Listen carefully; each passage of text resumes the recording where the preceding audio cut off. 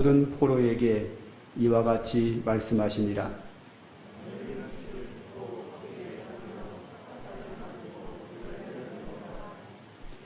아내를 맞이하여 자녀를 낳으며 너희 아들이 아내를 맞이하며 너희 딸이 남편을 맞아 그들로 자녀를 낳게 하여 너희가 거기에서 번성하고 줄어들지 아니하게 하라. 너희는 내가 사로잡혀 가게 한 그 성읍의 평안을 구하고 그를 위하여 여호와께 기도하라. 이는 그 성읍이 편안함으로 너희도 평안할 것임이라. 아멘.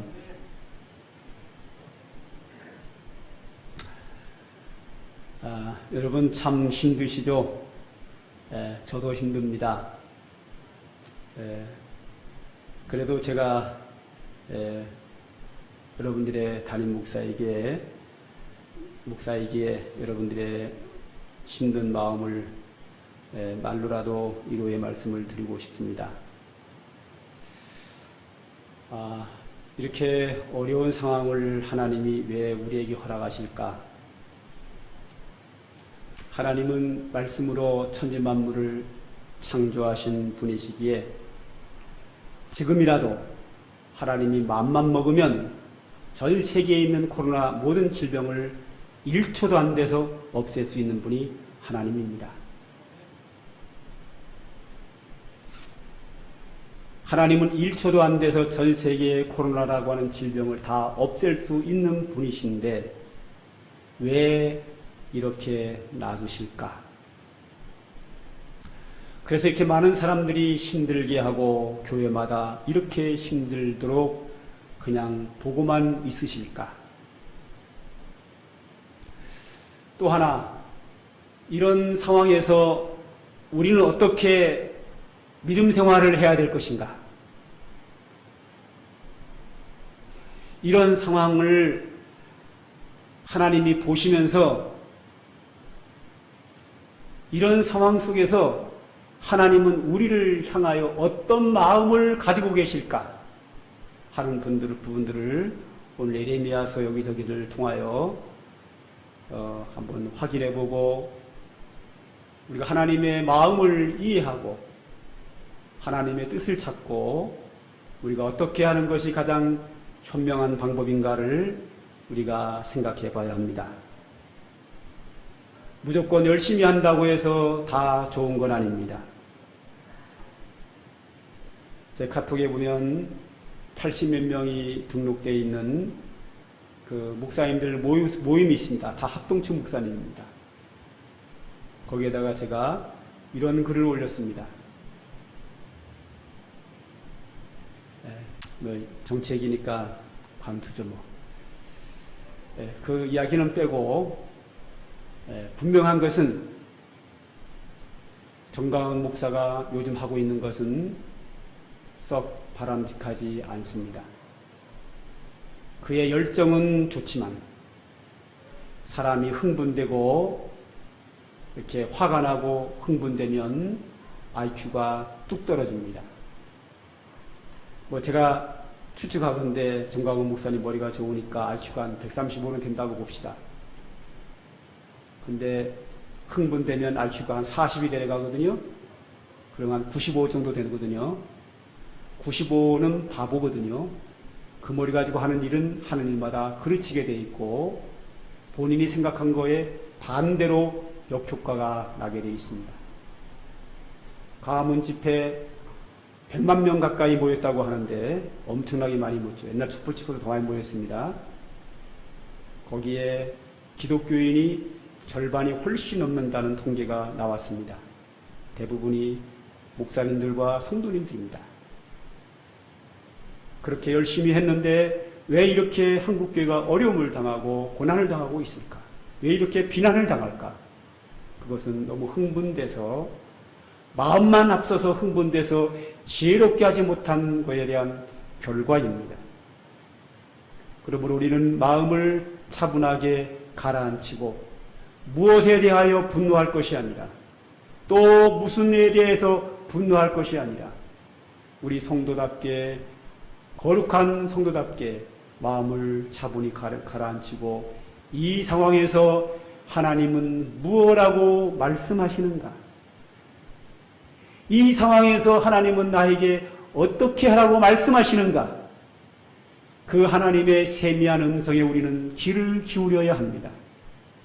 내가 혈기가 나고 흥분되면 그 하나님의 세미한 음성은 들리지 않고 하나님이 내게 주신 그 머리의 지혜는 바닥으로 뚝 떨어져서 바보가 돼서 일을 그르치게 됩니다. 이럴수록 우리는 정신을 차리고 하나님이 우리에게 준 IQ대로 회복할 수 있도록 마음을 차분하게 가라앉히고 하나님이 나에게 하시는 세미한 음성에 귀를 기울여야 합니다. 저는 이 시간 그 하나님의 세미한 음성에 어떤 편견도 갖지 말고 모든 것 내려놓고 누구에 대한 분노도 내려놓고 조용히 마음을 가라앉히고 하나님이 나에게 주신 지혜를 가지고 하나님의 세미한 음성에 귀를 기울이는 은혜의 시간이 되기를 주님의 이름으로 축복합니다. 오늘 본문을 보겠습니다. 오늘 본문에는 마치 현 상황과 비슷합니다. 지금 한국교회는 이 대한민국의 코로나19라는 전염병 속에서 어려움을 당하고 있는 것처럼 본문에는 유다 나라 사람들이, 유태인들이, 하나님의 백성들이 바벨론 나라의 포로로 끌려가서 남의 나라 이방 땅에서 포로 민으로서 생활하는 내용이 나오고 있습니다. 그 포로민 속에서 살아가는 어려움이 있습니다. 오늘 한국교회가 처해 있는 이 어려움과 강도의 차이는 있지만 분명히 전 국가적으로 어려움이 있는 것은 분명합니다. 이런 차원에서 본문에 나오는 바벨론 포로로 끌려간 이스라엘 백성의 상황과 대한민국 안에서 세상 속에서 코로나19 전염병에서 우리 교회와 성도들이 거한 처지와는 상황이 아주 유사하고 흡사합니다. 그러기에 오늘 본문을 제가 선택하게 되었습니다. 먼저 왜 하나님의 백성이 바벨론의 포로로 끌려갔을까요? 하나님은 그거를 충분히 막을 수 있습니다. 하나님이 역사하시면 이스라엘 백성들이 바벨론 나라와 싸워 이길 수 있습니다. 아니, 오히려 이겨서 바벨론 사람들을 포로로 끌고 올 수 있습니다. 하나님은 가능하십니다. 그런데도 불구하고 왜 하나님의 백성이 바벨론 나라의 전쟁에 실패해서 글로 포로로 끌려가서 고난을 당하게 하실까? 여기에는 하나님의 뜻이 있습니다. 이스라엘 백성들이 바벨론 나라로 포로로 끌려가게 된 그 배경은 이와 같습니다. 이스라엘의 유다 나라의 왕들이 극도로 타락합니다. 여호야긴, 아하시야 왕, 시드기야 왕을 거치면서 극도로 타락합니다. 우상 숭배와 하나님을 배신하는 것과 약한 자와 가난한 자를 마구 짓밟는 범죄가 극에 달하게 됩니다. 100년에 걸쳐서 하나님은 이스라엘 나라의 훌륭한 선지자들을 보내서 너희가 회개하라. 회개하면 내가 용서하리라고 수많은 선지자들을 보냈지만 그 선지자를 죽이거나 감옥에 가두거나 매로 치거나 조롱하거나 이런 방법으로 하나님이 보낸 선지자마다 박해를 하고 내칩니다. 하나님은 고민에 빠졌습니다. 이 백성을 내가 버릴까?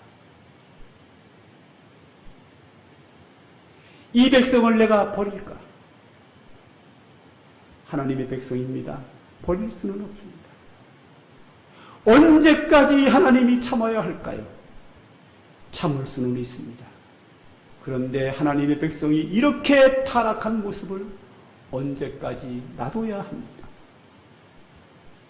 선지자를 아무리 보내도 보낸 선지자마다 죽이거나 감옥에 가두고 있는 이 사람들에게 어떻게 할 건가? 하나님은 마지막 수단을 선택합니다. 그 수단이 바벨론을 매로해서 이들을 매로 때리는 겁니다. 자식에 대하여 권면해서 안 되면 그 자식이 사람 만들려면, 그 자식을 버리려면 몰라도 사람 만들려면 매를 때리는 수밖에 없습니다. 최후 수단입니다. 자식을 버리지 않는 최후 수단은 매입니다. 그래서 버리지 않기 위해서 매로 칩니다. 그것이 바벨론 포로입니다. 제가 목회 27년을 하면서 노회에서도 재판국장을 2번 하고 재판국원도 몇 번 하면서 노회장도 여러 차례 하면서 총신 이사도 해보고 총회에 들어가서 정치도 임원은 아니지만 여러 가지 방법을 통해서 일을 해봤지만 타락해도 너무 타락했습니다. 저는 그 안에 들어가 봤습니다. 예수 안 믿는 사람보다 훨씬 타락했습니다. 중세시대의 종교가 세상보다 훨씬 타락해서 종교개혁이 일어나지 않았습니까? 똑같습니다. 나는 한국 기독교가 세상만큼만 했어도 다행이라고 생각합니다. 훨씬 타락했습니다. 하나님이 이 상황을 언제까지 보고 있을까요?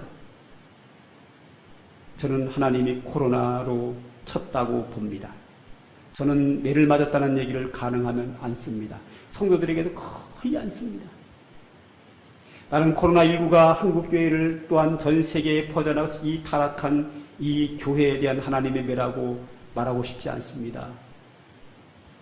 그럼에도 불구하고 아무리 생각해봐도 이것은 하나님이 교회를 향한 징계입니다. 저는 이런 말을 하고 싶지 않은 사람입니다. 매를 댈 수밖에 없을 만큼 극도로 타락했습니다. 누구한테 들은 것이 아니고 제가 그 속에 들어가 봤더니 말할 수 없을 만큼 타락했습니다. 코로나19가 어떨 때는 너무나도 감사합니다. 왜? 너무 편하거든요. 그 엄청난 일들이 많이 없어졌습니다. 뭐 모여야 뭘 해보지요. 죄를 져보죠. 모여야.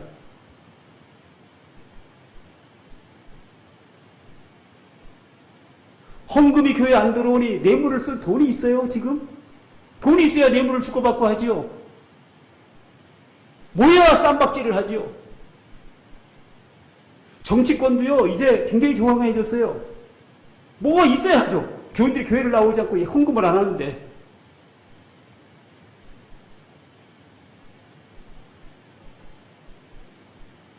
하나님 왜 이스라엘 백성들을 바벨론 포로로 집어넣습니까? 사람 만들려고. 버리지 않으려면 방법이 그거밖에 없는 거예요. 그 고난의 영광도 그 속에서 훈련시키려고.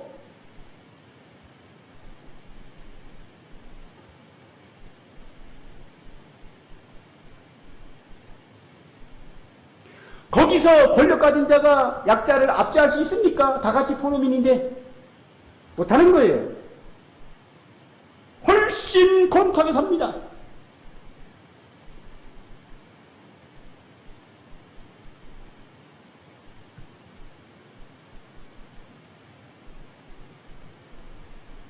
그러면 이런 상황 속에서 우리가 어떻게 살아야 할까?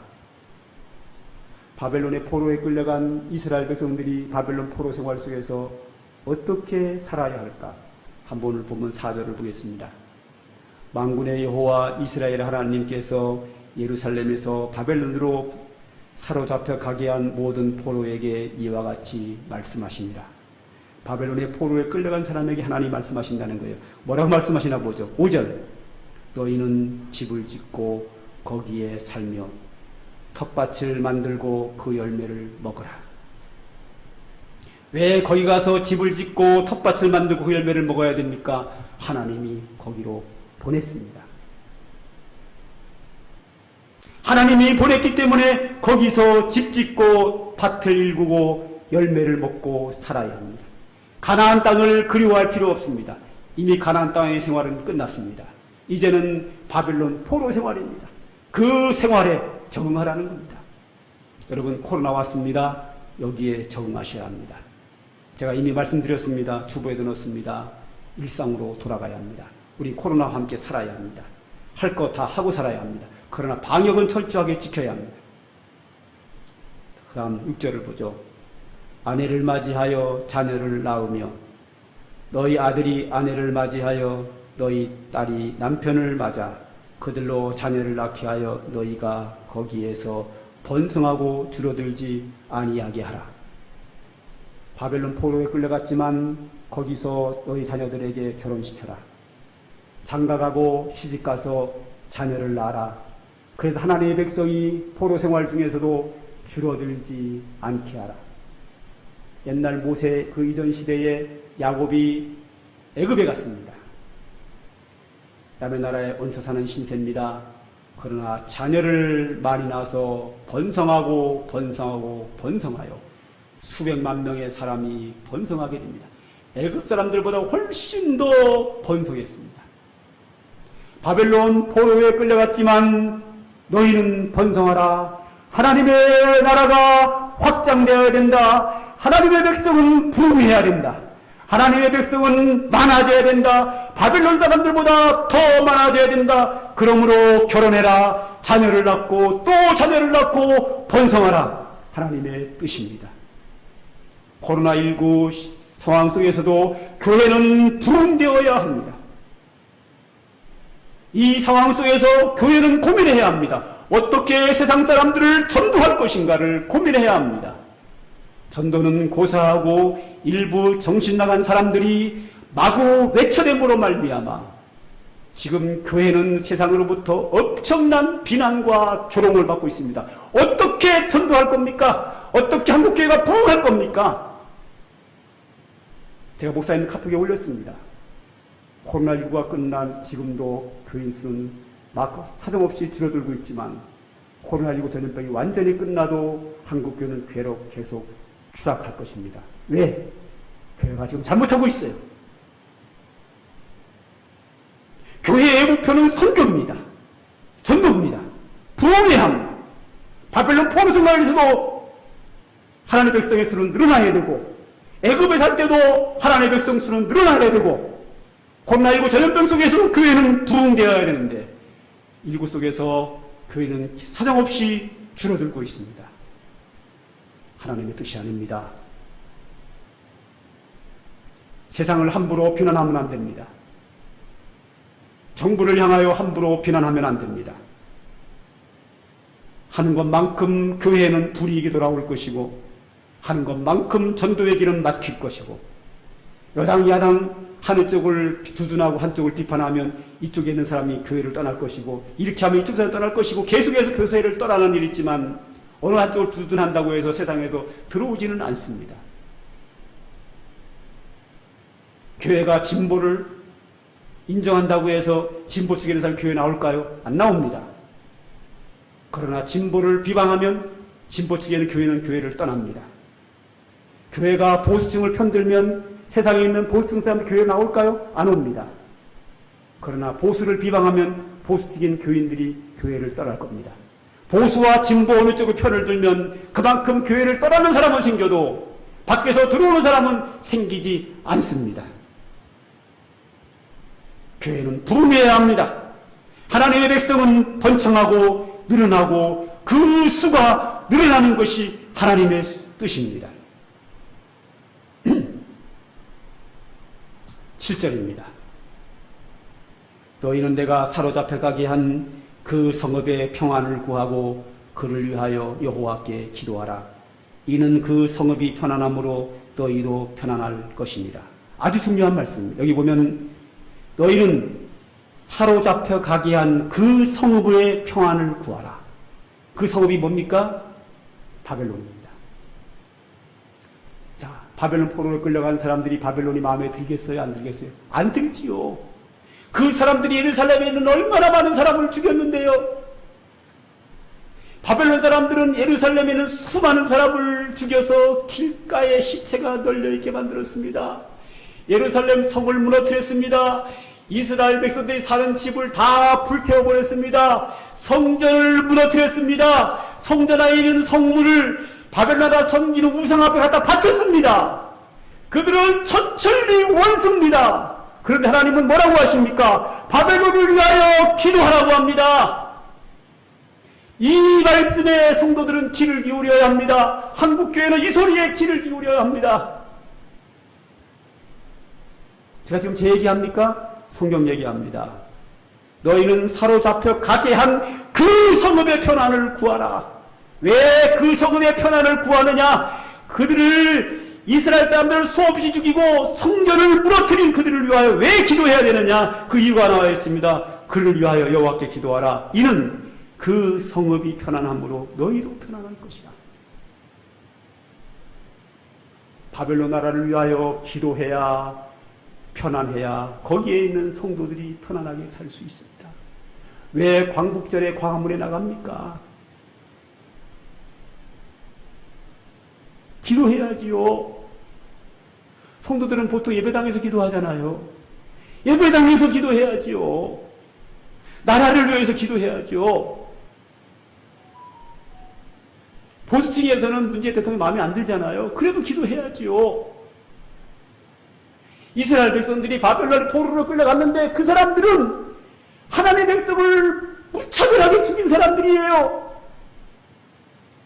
성전을 헐어버리고 성전 기물을 우상 앞에 바친 사람들이에요. 그런데 그들을 위하여 기도하라는 거예요. 대항하라는 게 하나도 안 나와요. 대모하지 말라는 거예요. 기도하라는 거예요. 그래야 너희가 편안하다. 바벨론의 포로 생활 속에 편안하다. 우리가 대통령을 위하여 기도하고 국회의원들을 기도하고 국가와 정부를 위해 기도해야 교회가 편안합니다. 여러분, 지금 아산시에 국가에서 이 예배 못 드리도록 행정명령 내렸습니다. 왜 교회만 이렇게 합니까? 헬스장이 뭐고 다 문 열었습니다. 교회만 문 닫으라는 겁니다. 왜 이 결과가 나왔습니까? 평안을 위해서 기도하지 않아서 그렇습니다. 기도했으면 절대 이런 일 안 생깁니다. 성경대로 해야지요. 화난다고 해서 내 주장 안 맞는다고 해서 마구 화를 내면 아까 얘기했잖아요. IQ가 푹 떨어져요. IQ가 푹 떨어지면 바보예요. 바보 가지고 하니까 무슨 일을 제대로 하겠느냐고요. 지혜롭게 해야지요. 내가 카톡에다 목사님 카톡에다 올렸어요. 지혜롭게 좀 제발 하자. 여러분들이 하는 일에 대해서 지금 세상 사람들이 얼마나 비방하는 줄 아느냐. 그런 거 하다가 병났어요. 그게 가장 커요. 답답해요. 목사님들이 말이 안 통해요. 말이 안 통해요. 목사님들이 성경을 안 보나 봐요. 왜 이렇게 성경들을 안 봐요? 목사님들이.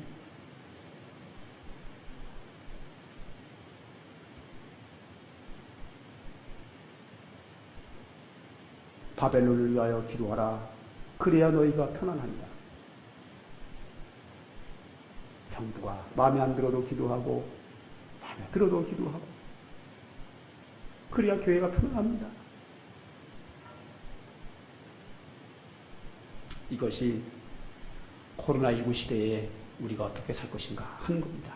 그러면 이 상황 속에서 하나님이 이렇게 하셨는데 하나님의 마음은 어떤 마음을 갖고 계십니까? 하나님의 마음을 한번 들여다봅시다. 다음 성경. 다음이요. 10절을 보죠. 여호와께서 이와 같이 말씀하시니라. 바벨론에서 70년이 차면 내가 너희를 돌보고 나의 선한 말을 너희에게 성취하여 너희를 이곳으로 돌아오게 하리라. 바벨론에서 다시 예루살렘으로 돌아오게 하겠다는 거예요. 즉 거기 있는 동안 고난 받을지라도 기도하면서 집을 짓고 농사져서 열매를 먹고 결혼하고 자녀를 낳아서 번창하고 살다가 때가 되면 다시 예루살렘으로 돌아오게 합니다. 때는 누구에 속한 거예요? 하나님에 속한 거예요. 여러분, 코로나19 전쟁이 언제 끝납니까? 하나님의 때가 되어야 합니다. 만약에 교회가, 정부가 소모임을 중지했을 때 중지하고 순종하고 기도하고 조용히 있었다면 이렇게 퍼져나갈까요? 아닙니다. 성령대로 안에서 퍼져나가는 겁니다. 때가 점점 늦어집니다. 잘하면 올해 말로 끝날 수 있었습니다. 이제는 걸렀습니다. 앞으로 1년이 더 갈지 2년이 갈지 아무도 모릅니다. 하나님만 아십니다.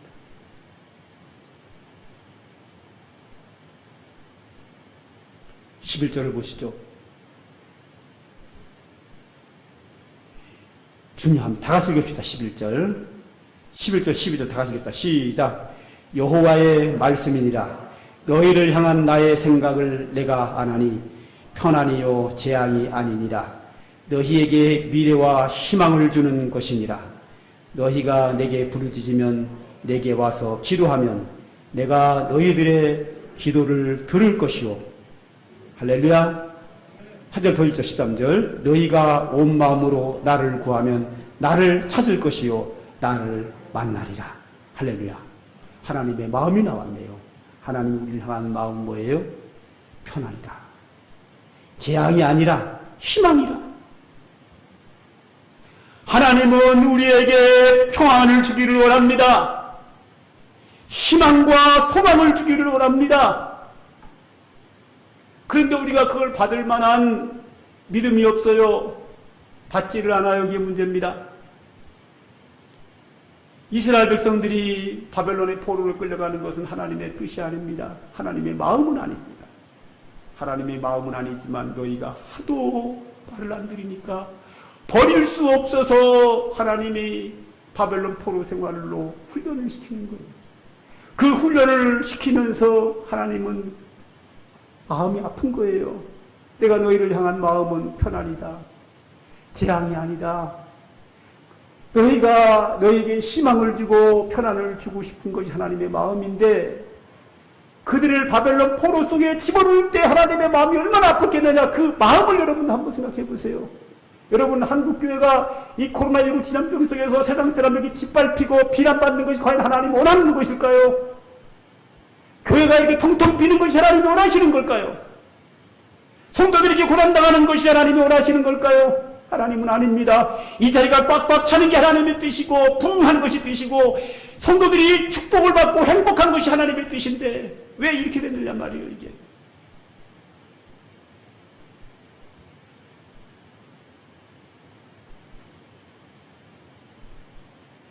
그러면서 말씀하십니다. 너희는 내게 부르짖으라. 그럼 내가 너희의 기도를 들을 것이요 너희가 온 마음으로 나를 찾으면 나를 만나리라. 포로 생활 속에서도 하나님께 부르짖어서 하나님 만나라는 거예요. 자, 제가 얘기하죠. 코로나 시절에도 어떻게 하라고요? 하나님께로 더 가까이. 할렐루야. 여러분 이스라엘 백성들이 바벨론 포로 생활 속에서도 하나님께 기도하고 가까이 나가고 하나님 만나는 것이 주의 뜻입니다.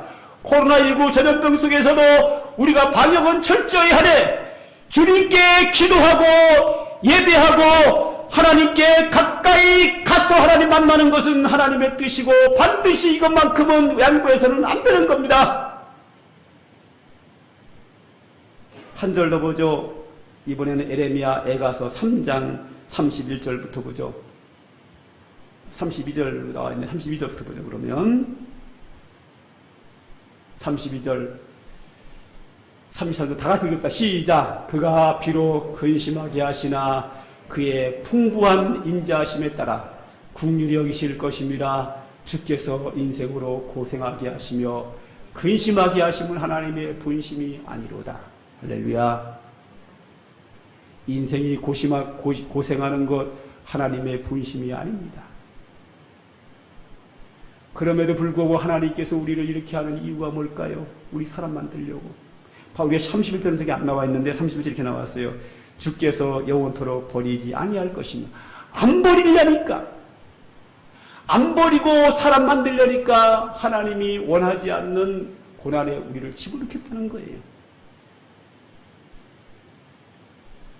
이런 가운데서 하나님이 우리를 어떻게 한다고요? 긍휼히 여기신다. 할렐루야. 하나님 우리를 긍휼히 여기십니다. 우리의 이 상황을 긍휼히 여기십니다. 그리고 이 상황은 하나님의 본심은 아닙니다. 그러나 하나님이 그렇게 할 수밖에 없는 이유를 제가 앞에서 말씀드렸죠. 이런 안타까움이 있습니다. 그러니까 하나님 마음이 얼마나 아프겠어요. 본심이 아닌데 이렇게 할 수밖에 없는 하나님의 마음. 우리가 그 하나님 마음을 우리 가슴에 품고 살았으면 좋겠어요. 생각 좀 바꾸시죠. 현 상황은 하나님의 본심이 아니구나. 그 마음을 가지고 있어야 돼요. 하나님이 우리에게 원하는 것은 편안입니다. 행복입니다. 제 목회 철학도 있죠. 하나님께 영광, 성도에게 행복입니다. 하나님의 뜻은 행복입니다. 우리의 편안입니다. 은혜 주는 겁니다. 복 주는 겁니다. 하나님의 본심입니다. 하나님이 그런 마음을 가지신 하나님이 우리의 현상을 보고 얼마나 마음이 아프고 우리를 불쌍히 여기시겠습니까? 그건 하나님 마음을 우리 가슴에 품고 우리 코로나19 시대에 우리의 믿음이 떨어지지 않고 하나님께 더 가까이 가고 예배하고 기도하면서 가까이 가면서 이 어려움을 잘 극복해 나가야 합니다.